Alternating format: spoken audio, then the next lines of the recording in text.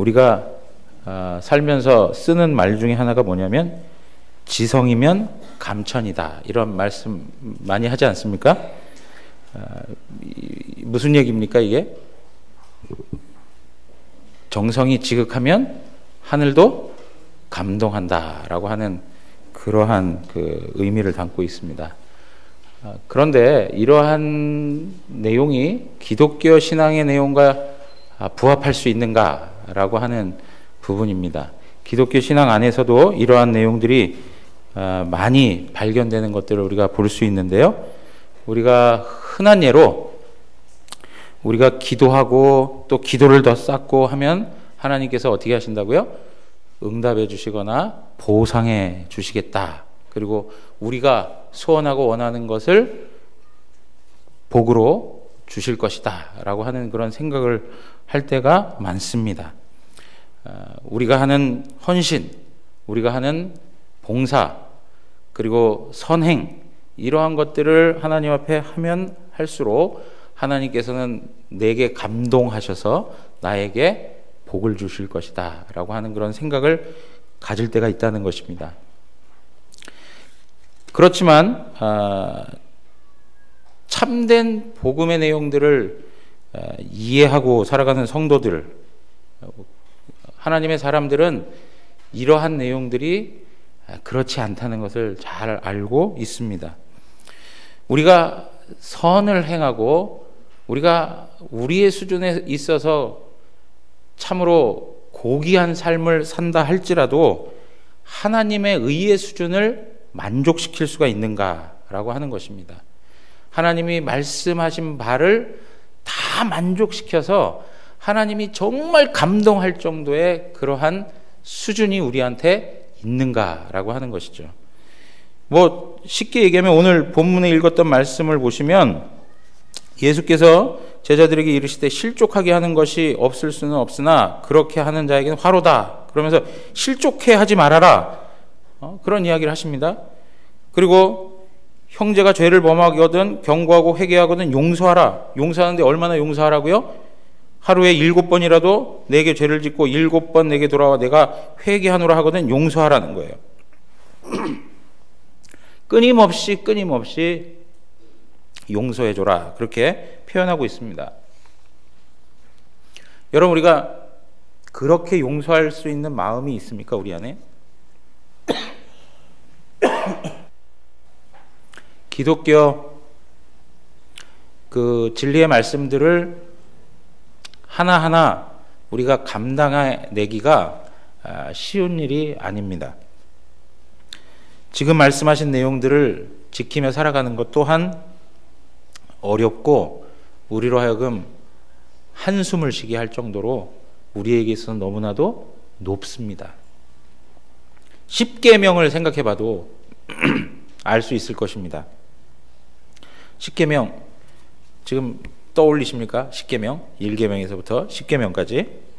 우리 청년들도 지금 10계명이 생각나십니까? 네. 그 10계명 중에 하나도 어김없이 하나님 앞에서 지키고 살아가는 그러한 믿음의 상태가 있다. 있을까요? 없을까요? 예? 정직하게 이야기하면 없습니다. 뭐 하나 잘할 수 있겠죠. 그렇지만 또 다른 한편에 또 죄를 범하며 살아갑니다. 부모 긍정 잘할 수 있습니다. 그런데 어떻습니까? 다른 한편에 다른 죄를 가지고 살아가는 것이죠. 이러한 내용에 있어서 우리가 하나님의 그 수준에 도달하기 위해서 필요한 것이 있다면 오늘 말씀에서 보듯이 5절에 보면 사도들이 주께 여짜오되 우리에게 뭘 달라고요?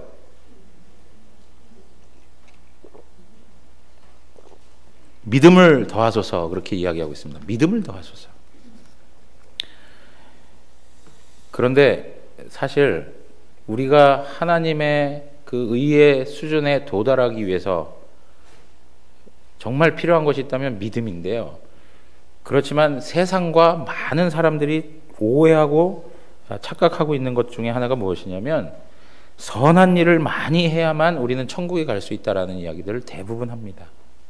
내가 선행을 해야만 천국에 갈 수 있다. 뿐만 아니라 신앙생활을 하고 있음에도 불구하고 내가 선한 일을 행해서 천국에 갈 수 있다라는 생각은 하지 않아요. 은혜로 천국에 갈 수 있다. 이렇게 표현을 해요. 그럼에도 불구하고 우리는 선을 행하거나 좋은 마음이 있을 때 하나님의 마음을 흡족히 여겨 드릴 수 있다. 하나님의 마음을 만족시켜 드릴 수 있다. 하나님의 요구하시는 의의 수준에 도달할 수 있다. 이런 생각을 하고 살아간다는 거예요. 그래서 우리가 정말 열심을 내고 봉사를 하고 선행을 하고 헌신하고 이러한 걸 통해서 하나님의 마음을 감동시킬 수 있다.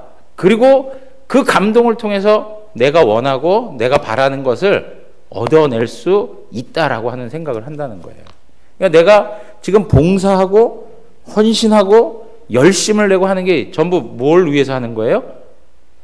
내가 원하고 바라는 것을 얻기 위해서 하는, 내가 하나님으로부터 보상을 받기 위해서, 하나님으로부터 복을 받기 위해서, 하나님이 완고한 하나님이신데 그 하나님의 마음을 감동시켜서 나에게 복을 주시도록 하기 위해서 내가 봉사하고 헌신하고 열심을 낸다. 이러한 생각을 가질 때가 있단 말이죠.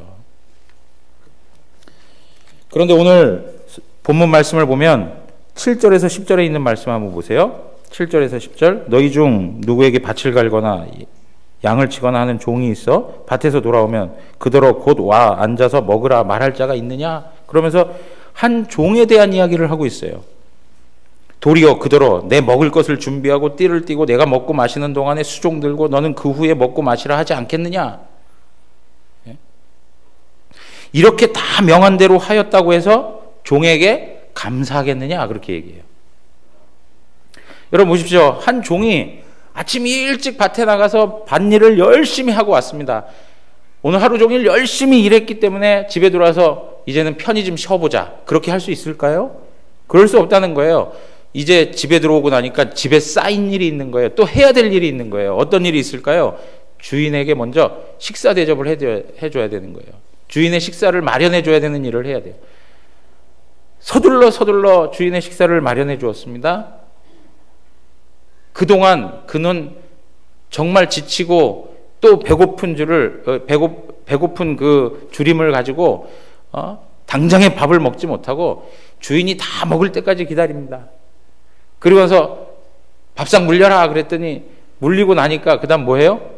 내가 이제 닦을 수 있도록 물을 대령해라. 그럼 또 그거 다 갖고 와서 또 주인의 발을 닦인다든가 그런 거 다 수종들지 않겠습니까? 그리고 나서 이제 어떻게 합니까? 이불 깔아라. 그럼 또 이불 깔아야 돼요. 다 준비해주고 주인이 잠자리에 들고 나서야 그때서야 자기에게 시간이 주어져서 자기가 무엇인가를 한단 말이죠. 이렇게 했다고 해가지고 그 종에게 어떻게 하냐고요? 감사하겠느냐. 이렇게 했다고 해가지고 그 주인이 종에게 살해를 하면서 막 그렇게 할 수 있겠느냐 이거죠.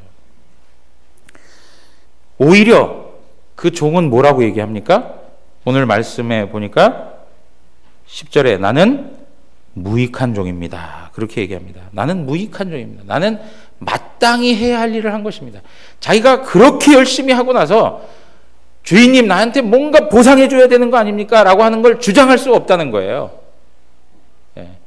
그렇게 헌신하고 나서 하루 종일 온 몸을 혹사시켜가면서 주인을 섬겼어도 그 주인에게 가가지고 저에게 보너스 주셔야 되는 거 아닙니까? 이런 말 할 자격이 없다는 거예요. 오히려 어떻게 해요? 나는 무익한 사람입니다 라고 하는 고백을 하는 거예요. 나는 가치 없습니다. 전 마땅히 해야 할 일을 한 겁니다. 엄청난 선행을 하고 봉사를 하고 헌신을 하고 하나님 앞에서 자기 자신의 삶을 다 드렸어도 어떻게 해요? 나는 하나님 앞에서 무익한 사람입니다. 마땅히 해야 할 바를 한 것입니다. 이것이어야 되는데 우리는 어떻게 하느냐? 그런 헌신과 노력과 수고와 섬김을 다 한 다음에 이렇게 하면 하나님이 나에게 뭔가 또 다른 보상을 해주시겠지라고 하는 생각을 한다는 거예요. 그러니까 여러분 보십시오. 우리의 기도의 내용 가운데 상당수가 전부 다 뭐예요? 우리가 바라고 원하는 소원을 구하는 거예요. 새벽 예배에 나와서 기도하는 내용, 그런 게 전부 뭐 다라고 얘기할 수 없지만 많은 경우에 있어서 내가 이렇게 기도하면서 하나님의 마음을 감동시켜 내가 원하는 걸 얻고 싶다라고 하는 생각들을 하면서 기도할 때가 많다는 거죠. 그렇지만 아무리 우리가 선행을 하고 우리가 정말 하나님 앞에서 바른 모습을 가지고 있은들 우리의 모습은 하나님 앞에서 부정한 것밖에 없다는 거예요. 이사야 64장 6절, 지난번에도 한번 말씀 읽었던 말씀입니다. 다 같이 한번 읽겠습니다. 무릇 우리는 다 부정한 자 같아서 우리의 의는 다 더러운 옷 같으며 우리는 다 잎사귀같이 시들므로 우리의 죄악이 바람같이 우리를 몰아가나이다. 여러분, 우리는 다 더러운 옷을 입고 있는 거하고 똑같다는 거예요. 우리는 부정하다는 거예요. 우리가 하는 일 하나하나가 거기에 하나님이 만족할 만한 일들이 없어요. 하나님의 완전한 선을 흡족하게 만들어 드릴 만한 그러한 내용이 없다는 거예요. 여러분, 심지어 우리가 선한 일을 하고 있다는 명분을 내세워도요, 그 선한 일을 하는 과정 속에 어떤 것이 있어요? 죄된 모습들이 있다니까요. 우리가 복음을 위해서 헌신합시다 해서 복음을 위해서 열심히 봉사를 해요. 그 가운데 무엇이 있어요? 갈등이 있기도 하고 때로는 섭섭함이 있기도 하고 또 서로 미움이 생겨가기도 하고 복음을 위해서 하는 일인데도 불구하고 그 복음을 위해서 일하는 것 자체 안에서도 뭐요? 부족함이 발견되는 거예요. 여전히 죄성이 묻어나는 거예요. 그러니까 여러분, 우리가 아무리 선한 일을 한다고 해도요, 하나님을 만족시키고 하나님이 원하시는 그 수준에 도달할 수가 없다는 것을 우리는 인정해야 되는 거예요. 근데 우리는 항상 우리가 한 것을 늘어놓기 좋아하죠. 내가 하나님 앞에 이렇게 했습니다. 내가 하나님 앞에 이러한 삶을 살았습니다. 라고 하는 방식으로 끊임없이 많은 일들을 쌓아 올려가지만 하나님 앞에 올라갈 수가 없는 거예요. 어떤 사람이 이제 천국에 간 거예요.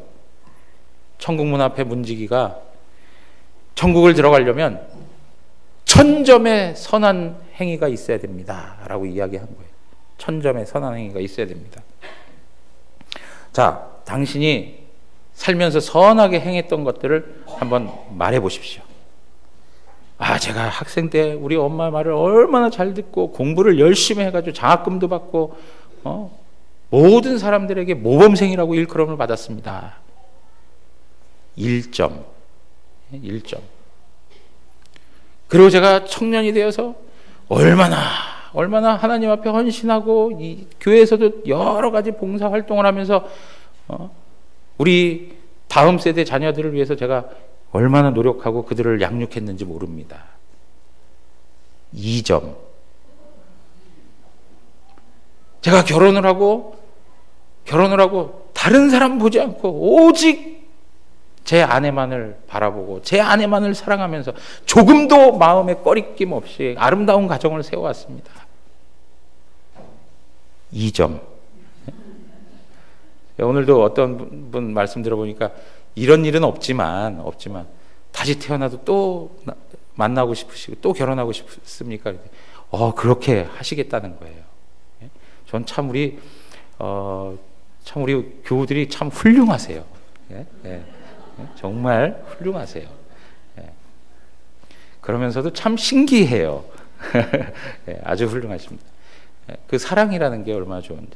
아무튼 그렇게 순전함으로 가정을 아름답게 세웠단 말이죠. 근데 2점. 그리고 또 계속 이야기해 보시죠.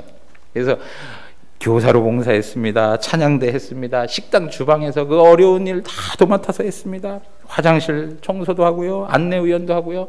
제가 안수집사로 또 혹은 장로로 혹은 목사로 권사로 다양한 직분을 가지고 섬겼습니다.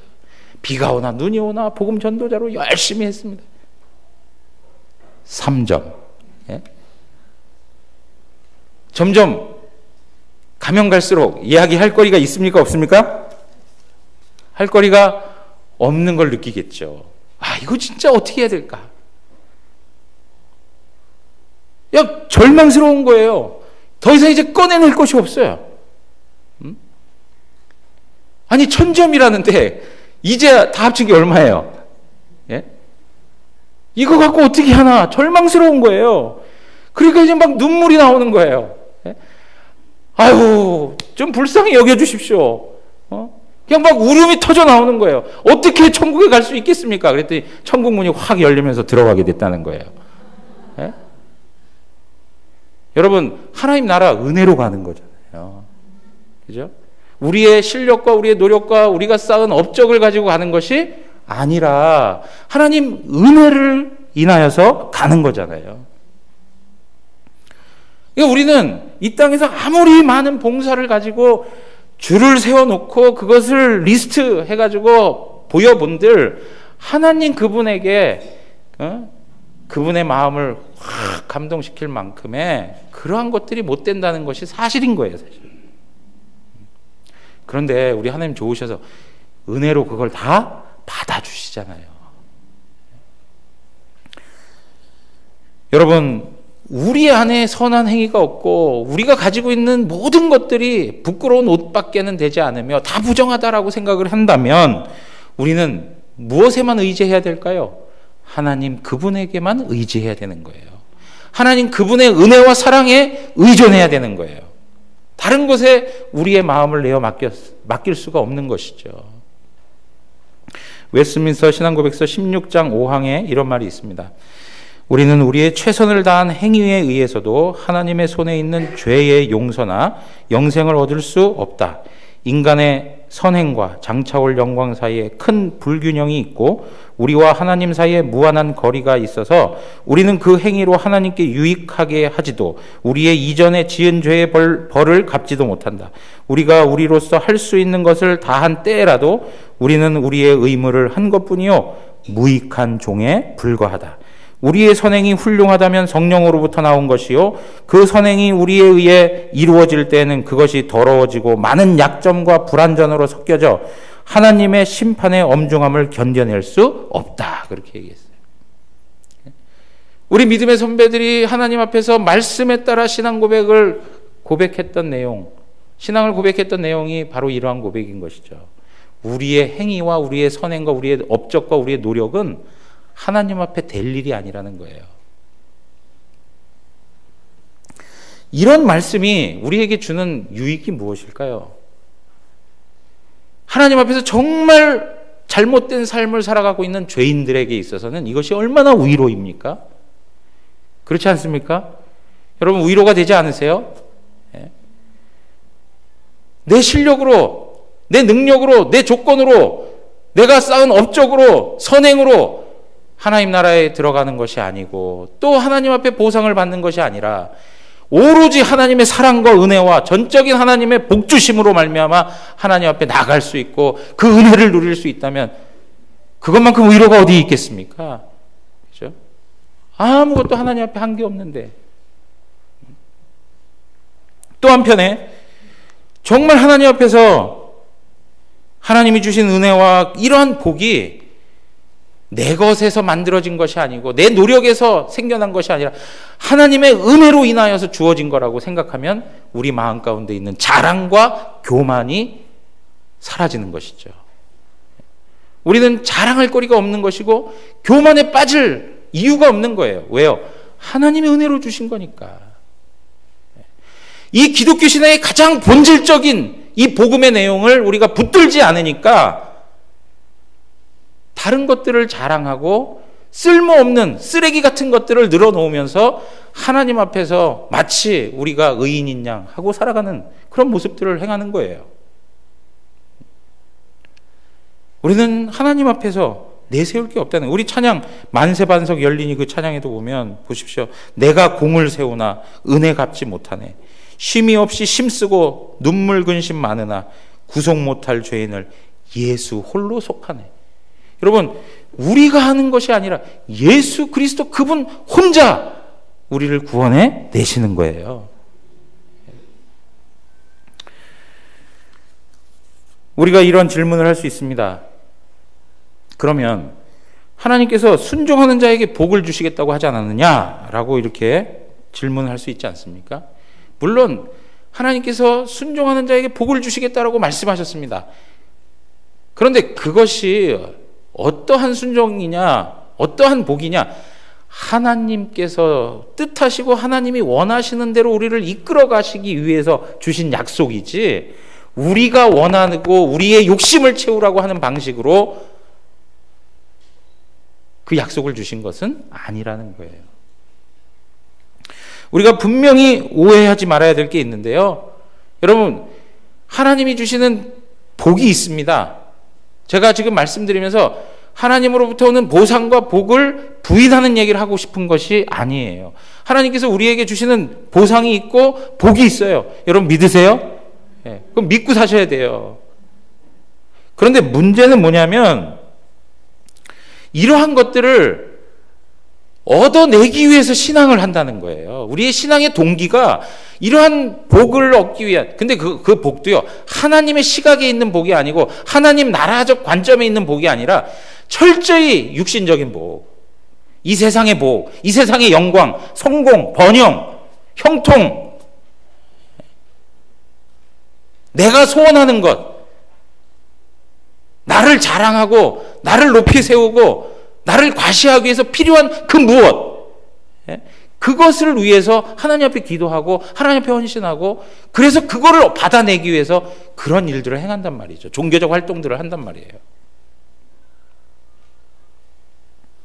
그러니까 하나님께서 우리에게 복을 주신다 할 때에는 우리 편에 있어서는 그러한 태도로, 아, 하나님이 내가 이렇게 하면 하나님이 나한테 이런 복을 주겠지 하는 그 마음 갖고 하는 것이 아니라, 순전한 믿음을 가지고 하나님 앞에 나아갈 때, 순전한 믿음으로 하나님의 말씀을 따르고 순종해 갈 때에 하나님께서 그에게 은혜로 베푸시는 것들이 있다는 거예요. 그래서 웨스트민스터 신앙고백서 16장 6항입니다. 아까 5항을 읽었는데 6항에 보면 이런 얘기가 있습니다. 그리스도를 통해 신자를 받아들이신 하나님은 그들의 행위도 받아들이신다. 신자의 행위가 하나님 보시기에 전혀 흠이 없고 온전하기 때문이 아니라 하나님이 아들 예수를 통해 신자의 행위를 바라보시기 때문이다. 우리가 온전해서가 아니라 아들 예수 그리스도 그분이 온전하시기 때문에 우리를 그분 때문에 바라봐 주신다는 거예요. 은혜 아닙니까? 그죠? 그러면서 하나님은 우리의 행위가 비록 불완전하고 연약할지라도, 그래요. 우리의 행위가 비록 불완전하고 연약할지라도 순수한 신앙의 동기에서 우러나온 것이라면 기꺼이 뭘 하신다고요? 복을 주신다 그랬습니다. 기꺼이 복을 주신다. 어디에서 비롯된 것이라고요? 순수한 신앙의 동기에서. 순수한 신앙의 동기에서. 내가 뭘 하면 하나님이 나한테 이런 복을 주겠지. 그 복을 바라고 하는 게, 그 하나님 바라는 겁니까? 복을 바라는 겁니까? 예? 복을 바라는 거죠. 하나님 그분을 바라면서, 예. 하나님이 나한테 복을 주시든 안 주시든 그거 관계없어요. 그건 아무 상관이 없는 거예요.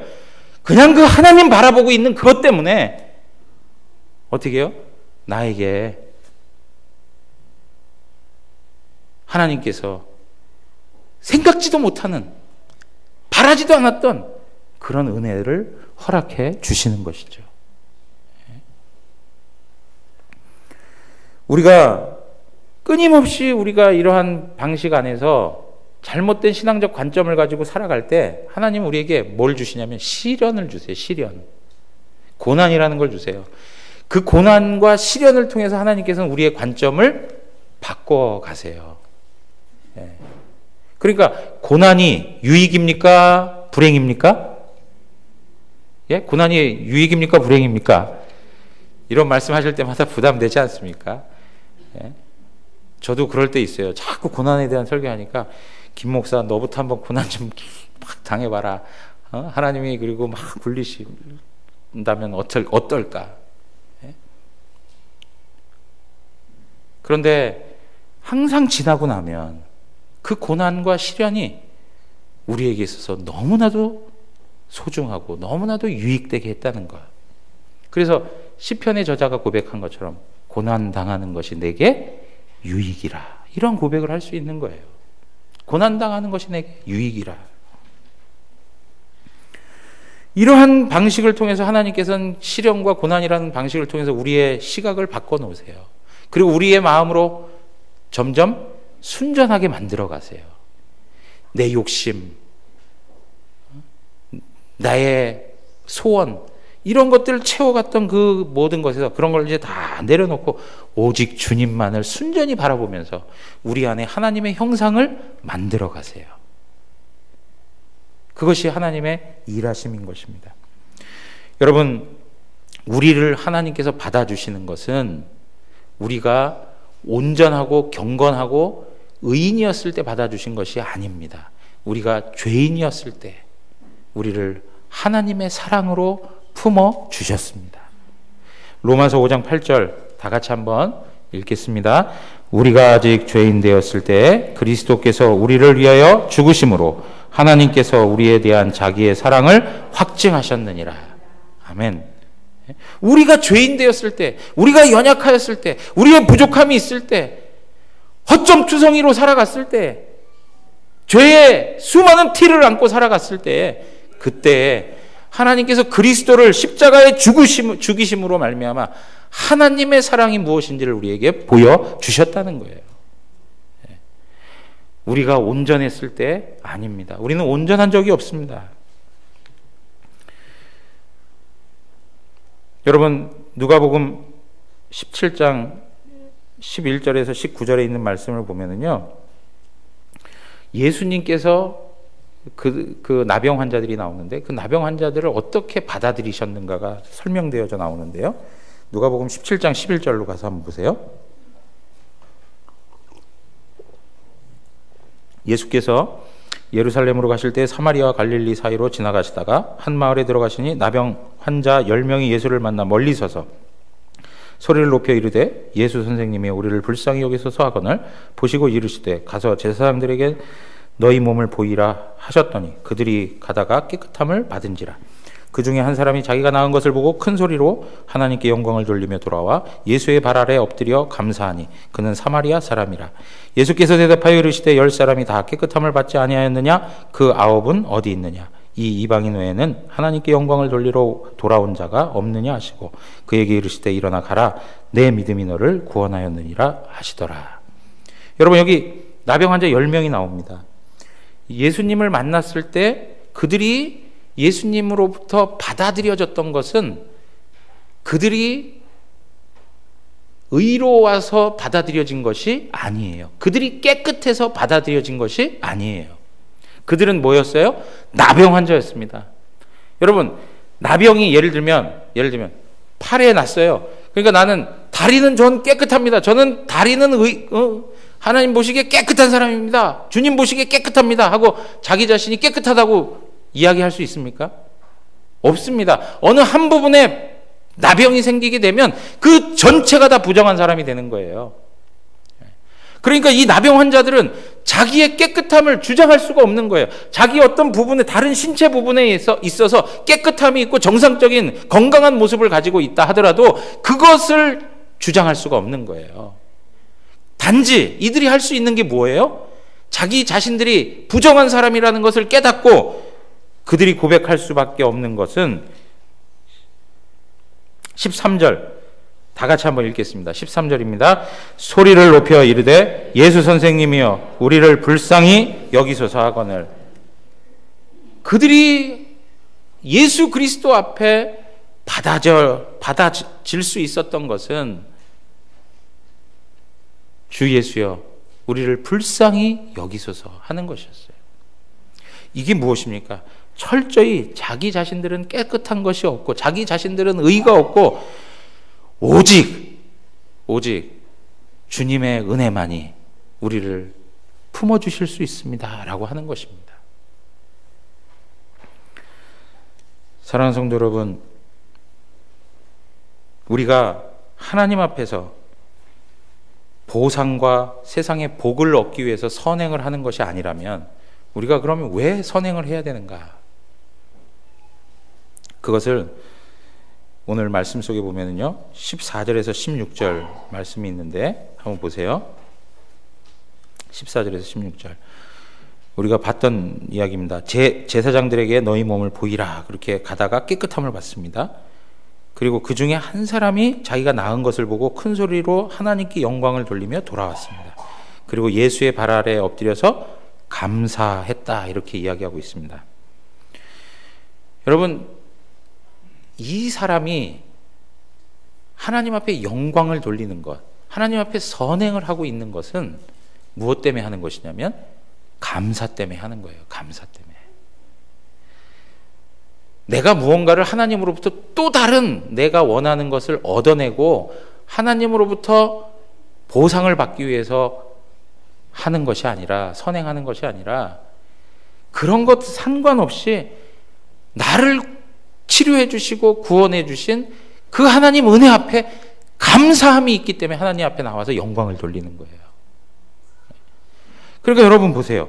우리가 하나님 앞에 나와 왜 예배합니까?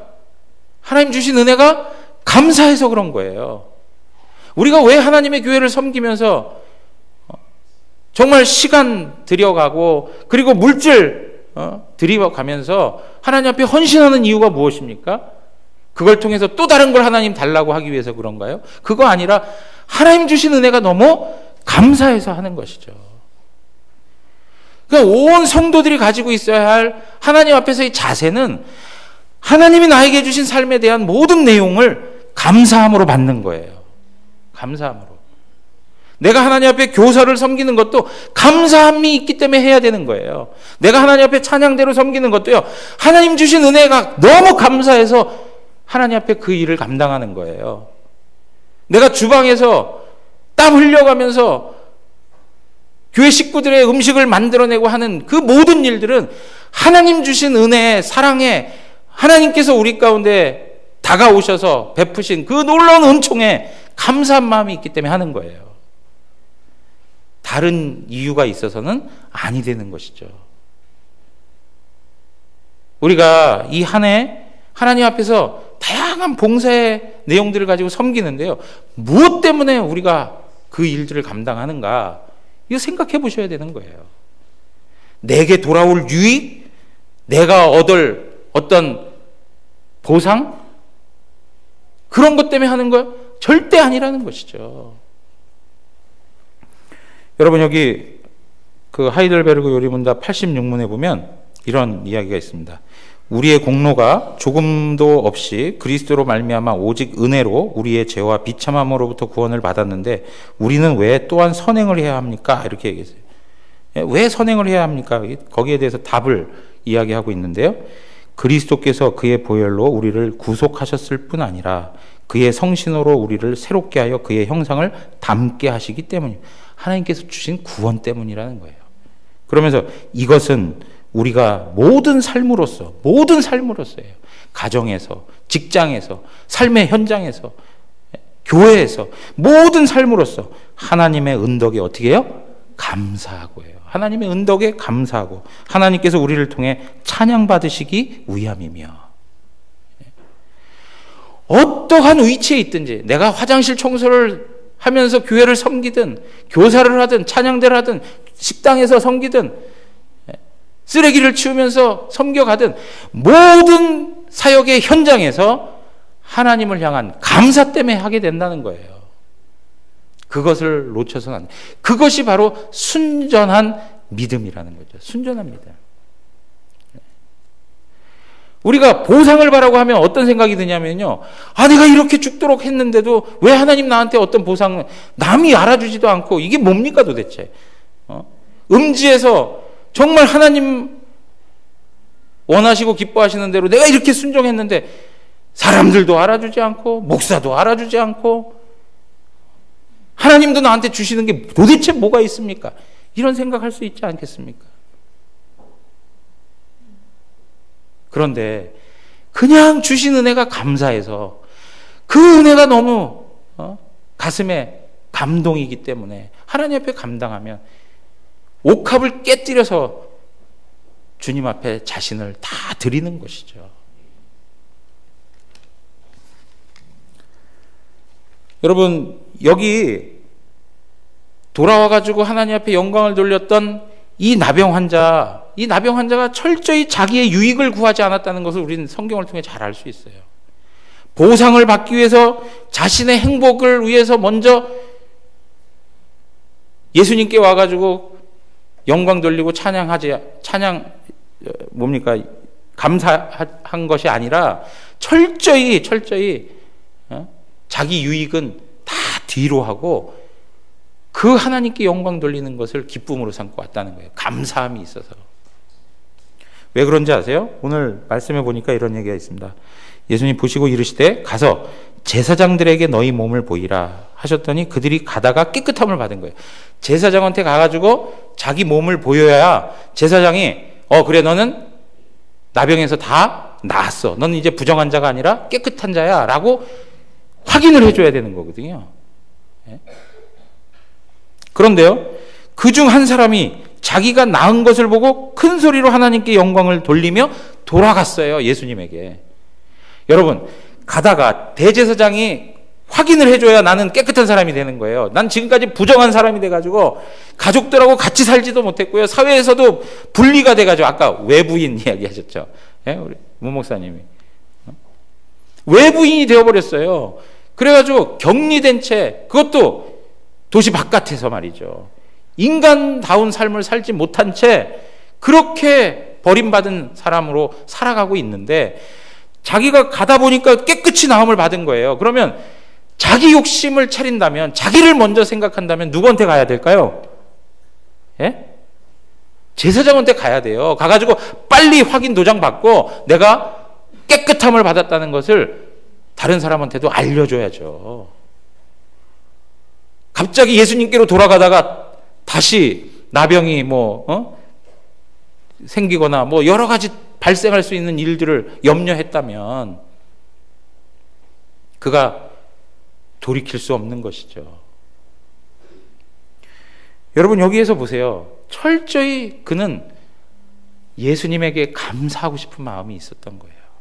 자기 자신에게 주어진 그 하나님의 은혜가 너무 크니까 자기를 돌보지 않고요, 자기 유익 구하지 않고 오로지 예수님, 그분에게 감사하고 하나님께 영광을 돌리는데 목적이 있는 거예요. 다른 데 목적이 없어. 오직 하나님께 영광 돌리는데 목적이 있어요. 그래서 여러분 보세요. 우리 마음 가운데 사심이 들어오고 우리가 하나님으로부터 보상을 바라고 헌신하고 열심하고 또 그 희생하고 하는 것들은 결국에서는 나중에 보면은요, 자기가 드러나지 않으면 그것 때문에 넘어지고 그것 때문에 좌절하고 그것 때문에 신앙을 떠나는 일까지 발생하는 거예요. 그런데 제대로 하나님 앞에서 순수한 믿음을 가지고 순수한 동기를 가지고 정말 주님 앞에 감사한 마음과 주님을 사랑하는 마음으로 하게 되면은요, 하나님이 영광 받으시는 것만으로 만족한다고요. 난 그걸로 괜찮습니다. 오직 하나님만 영광 받으시면 됩니다. 이것으로 끝이에요. 다른 거 없어. 여러분, 오늘 우리의 신앙에 다시 복음 앞에 서야 되는데, 다시 복음 앞에요. 무엇을 하나님 앞에서 회복할 것인가? 우리의 이 복음의 내용은 우리로 하여금 의무적으로 하나님 앞에 살게 하지 않습니다.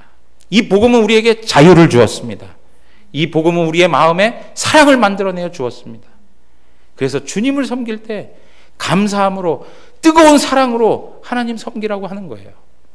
여러분, 우리가 복음 앞에 충실한 사람이 된다라고 하는 것은 하나님과 나와의 관계가 깊은 사랑의 관계로 가는 거예요. 사랑의 관계. 계속 말씀드리잖아요. 사랑하면 못할 게 있습니까? 자식 사랑하니까 뭐든지 하잖아요. 자식들이 원하면 그냥 몸이 다 부서져라 희생하면서라도 자식 세워가잖아요. 사랑하면 못할 일이 없어요. 사랑하면 두려움이 없어요.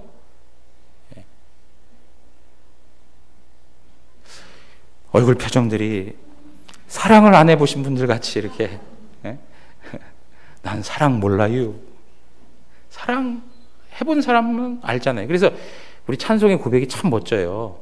그 사랑 받은 사람만 그 사랑 알도다 그랬어요.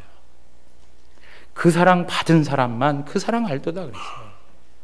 사랑하는 성도 여러분, 우리가 하나님의 말씀 앞에 다시 세워가는 모습 속에서 하나님 앞에서 우리의 심령이 하나님의 사랑으로, 하나님이 주신 은혜로, 감사함으로 하나님을 대할 수 있는 은혜가 있게 해달라고 기도했으면 좋겠어요.